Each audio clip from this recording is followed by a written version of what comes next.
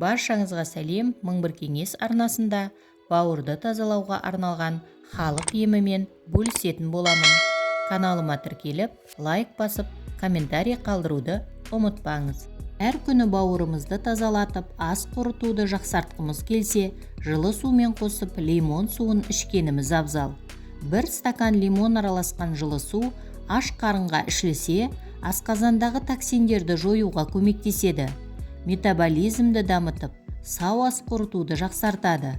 Іш қатудың алдын алады. Авокадо жемісі бауырды токсиндерден қорғайды. Куркума қабынуды кетіретін дәмдеуіш. Рактың алдын алып, бауырды қорғайды. Бауырды тазалап қана қоймай, метаболизмді түзейді.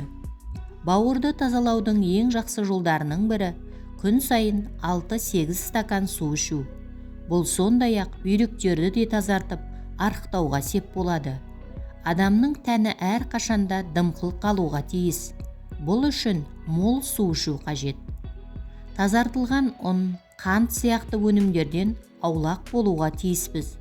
Себебі мұндай өнімдер тікелей бауырды майландырады, әрі холестеринге толтырады.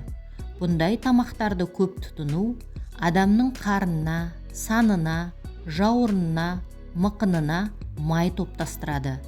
Бауырды тазалауға шипасы мол өсімдіктердің бірі бақбақ тамыры. Асылында бұл тарихта бауыр тазалауға ең көп қолданылған өсімдік. Ең дұрысы шай ретінде пайдалану. Бауырды тазалауға арналған кеңестерде зәйтүн майымен қатар лимон жиі айтылады. Бауыр үшін көкөніс шырындары пайдалы. Мысалы, шомыр мен шикі қызылшаның шырынын кейде өт айдайтын құралдар қатарына жатқызады. Бұл заттардың әсері аш ішектің шырышты қабатының тітіркенуіне негізделген. Алайда әсері майлардың әсеріне қарағанда төмен. Бұл әдісті гастрит, асқазан және ішек жарасы кезінде қолданбауға кеңес береді. Бір түп сарымсақтың өзінде жоғары емдік қасиет бар. Иммундық жүйені күшейтіп, тәндегі бактериялар мен вирустарға қарсы тұрады. Сарымсақтың құрамында сондай-ақ сульфид бар. Ол бауырды тазалайтын ферменттерді қалыптастырады. Ал брюссель капустасы азық ретінде қолданылмаса да, денсаулық сақтауда шипасы мол.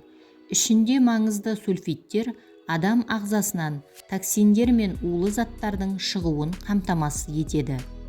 Көк шай бауырды тазалайтын тамаша өсімдік. Алкогольден келер зияннан, ісіктен, гепатиттен қорғайды. Ішіндегі катехин табиғи түрде ракпен күресіп, ағзадағы майларды ерітеді. Бүгінгі пайдалы ақпаратым кәдеңізге жарасын.